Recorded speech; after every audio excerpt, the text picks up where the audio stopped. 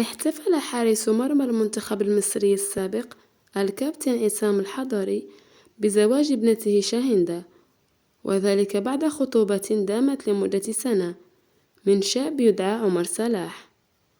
وظهرت شاهندة بطلة ملائكية بفستان أبيض منفوش مرصع بالفضة، وقد تم عقد القران يوم الخميس أي قبل الحفلة بيومين.